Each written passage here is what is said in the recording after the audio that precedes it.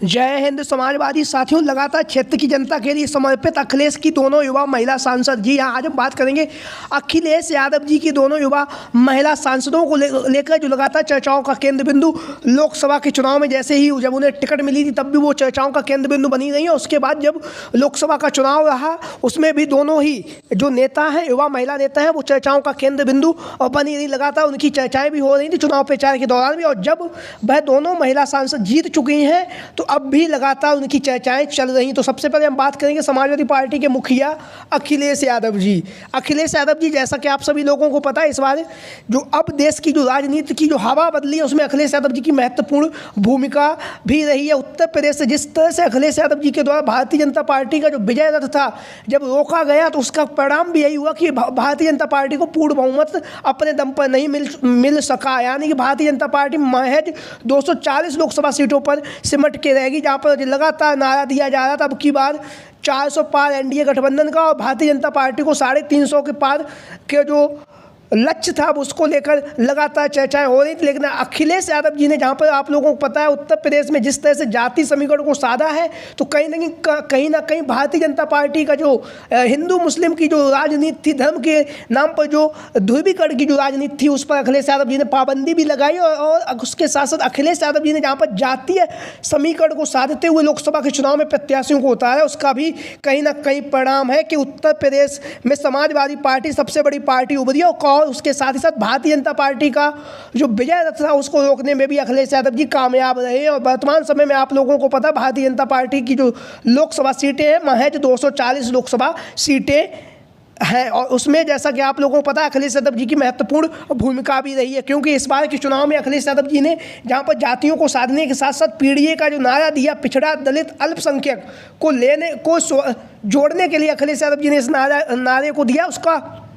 Result भी हमें दिखाई दिया। और अखिलेश यादव जी ने जब प्रत्याशियों का ऐलान भी किया था तो उसमें भी अखिलेश यादव जी ने अपने पीढ़िए की झलक को साफ तौर से उसमें दिखाया था, जिसमें अखिलेश यादव जी ने साफ तौर से कहा था पिछड़ा दलित अल्पसंख्यक आज से आधी आबादी, और उसके साथ साथ अगड़ों में भी वो समाज जो गरीबी स्तर पर जी रहा है। उसके बाद जिस तरह से अखिलेश यादव जी की पार्टी ने और अखिलेश यादव जी ने इस बार के चुनाव प्रचार किया, उसके बाद जो समाजवादी पार्टी ने जो प्रदर्शन करके 37 सांसदों को जीत कर जहाँ पर देश की तीसरी सबसे बड़ी पार्टी बनकर उभरी है, तो उसके बाद अखिलेश यादव जी को एक नए नाम की उपाधि मिली है, जैसा कि आप लोग इन तस्वीरों के माध्यम से देख भी रहे हैं। जननायक के नाम पर अखिलेश यादव जी के जो होर्डिंग और पोस्टर लगातार शहरों में लगाए जा रहे हैं, जैसा कि आप लोग देख रहे हैं। जननायक अखिलेश यादव जी, सौजन्य से संतोष पांडे, पूर्व विधायक लंबुआ। तो लगातार अखिलेश यादव जी के अंदर जो जननायक की भूमिका है वो साफ तौर से देखी जा रही है। उसके साथ ही साथ अखिलेश यादव जी ने जहां पर समाजवादी पार्टी को ही मजबूती के साथ खड़ा नहीं किया उत्तर प्रदेश में, बल्कि कांग्रेस पार्टी डूबती हुई जो थी, जैसा कि आप लोगों को पता 2019 के चुनाव में महज 1 लोकसभा सीट जीत सकी थी, और अपनी अमेठी जो कांग्रेस पार्टी की परंपरागत सीट रही है उससे भी हाथ धो बैठी थी। लेकिन इस बार अखिलेश यादव जी के साथ में आने से कांग्रेस पार्टी में भी एक नई जान आई और उसके 6 सांसद वर्तमान समय में जीतकर सदन में पहुंचे उत्तर प्रदेश से। लेकिन आज हम बात करेंगे उत्तर प्रदेश की ऐसी 2 युवा महिला नेताओं को लेकर, महिला सांसदों को लेकर जो लगातार चर्चाओं का केंद्र बिंदु बनी रही है। तो सबसे पहले हम बात करेंगे इकरा हसन। जैसा कि आप लोगों को पता है कैराना की लोकसभा सीट से वर्तमान समय में महिला सांसद नवनिर्वाचित हो चुकी हैं, क्योंकि अखिलेश यादव जी ने इन्हें जो कैराना की लोकसभा सीट से समाजवादी पार्टी इंडिया गठबंधन का प्रत्याशी घोषित किया था। और उसके साथ ही साथ जहां पर कैराना की जो लोकसभा सीट है वहां से इकरा हसन जी काफ़ी लंबे समय से चुनाव प्रचार कर रही थी। 5 से 6 वर्ष से वह लगातार कैराना की जो क्षेत्र की जनता है उसके बीच में रह रही थी, और लगातार जनसंपर्क के माध्यम से वह लगातार चुनाव प्रचार भी कर रही थी। जब चुनाव का परिणाम आया तो उन्होंने भारतीय जनता पार्टी के जो सिटिंग एमपी थे उन्हें 69,116 वोटों से हराकर अपने नाम जीत रिकॉर्ड की है। और उसके साथ ही साथ प्रदीप कुमार, जो आप लोगों को पता है कैराना के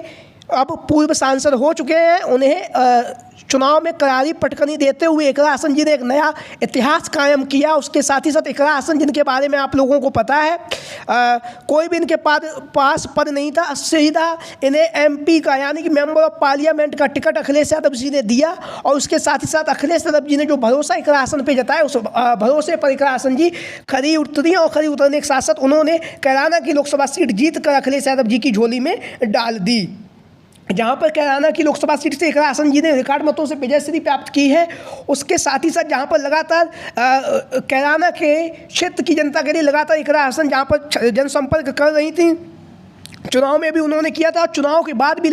वह लगातार क्षेत्र की जनता के बीच में मिल रही हैं और क्षेत्र की जनता से मिलने के साथ साथ जनता के सुख और दुख में शामिल भी हो रही हैं और जनता की जो भी समस्याएं हैं उनको सुन रही हैं और उनका निस्तारण भी कर रही हैं। वहीं पर जब इकरा हसन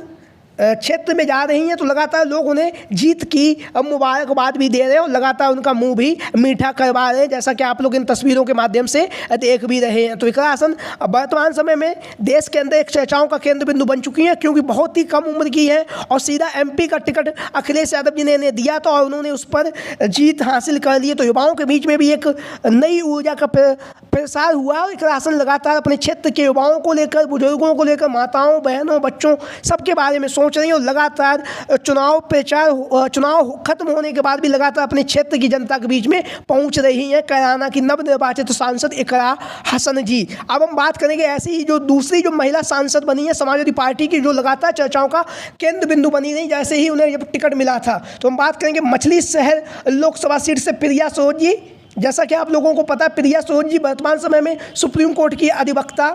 थी। अधिवक्ता होने के साथ साथ जिस तरह से अखिलेश यादव जी ने युवा नेतृत्व पर भरोसा जताया और मछली शहर की जो लोकसभा सीट से वहाँ से उन्होंने प्रिया सरोज जी महज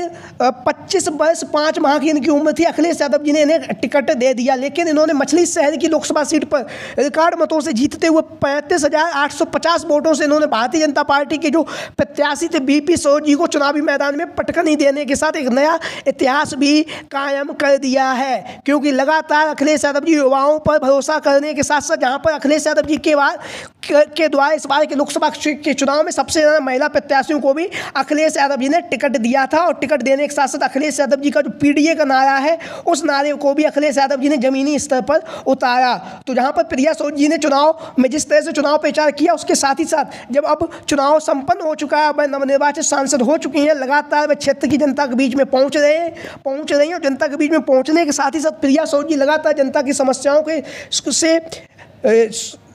जनता की समस्याओं को सुन रही हैं, समझ रही हैं और उसके साथ साथ जनता के जो भी मुद्दे हैं उनको मुद्दों को भी बहुत ही बेबाकी तरीके से उठा भी रही हैं और लगातार क्षेत्र की जनता के भलाई के लिए लगातार कार्य कर रही हैं और क्षेत्र में जहाँ पर महिलाएं उनका सम्मान कर रही हैं, महिलाएं, बेटियां सभी। प्रिया सरोज जी भी एक युवा है, युवा होने के साथ लड़कियों में भी प्रिया सरोज जी की जो छवि है वो अच्छी बनती जा रही, क्योंकि जिस तरह से वे लगातार क्षेत्र की जनता के बीच में रह रही हैं और लगातार जनता के बीच में पहुँचकर लगातार जो जनता से जुड़कर जनता की समस्याओं को सुन भी रही हैं। अब हम बात करेंगे प्रिया सरोज जी को थोड़ा व्यक्तिगत बारे में। तो प्रिया सरोज जी, जैसा कि आप लोगों को पता है, कैराकत से समाजवादी पार्टी के जो विधायक हैं और पूर्व में सांसद रह चुके हैं, उनकी यह पुत्री है, तूफानी सरोज जी की पुत्री है प्रिया सरोज जी। राजनीतिक अनुभव ज़्यादा नहीं है, इनके पास कोई भी पद नहीं था। हालांकि पिताजी इनके राजनीति में थे और उसके साथ ही साथ पिताजी जहाँ पर राजनीति में थे तो अखिलेश यादव जी ने इन पर भरोसा जताया और मछली शहर की लोकसभा सीट से सीधा MP का टिकट दे दिया और उस भरोसे पर प्रिया सरोज जी खड़ा होते हैं और सांसद बनकर उन्होंने मछली शहर की लोकसभा सीट अखिलेश यादव जी की झोली में डाल दी। तो आप लोगों की क्या राय है इन दोनों महिला सांसदों को लेकर? जिस तरह से इन्होंने इस बार के लोकसभा के चुनाव में एक नया इतिहास रचा है, उसको लेकर आप लोगों की क्या राय है? बहुत ही कम उम्र की हैं दोनों महिला सांसद, चाहे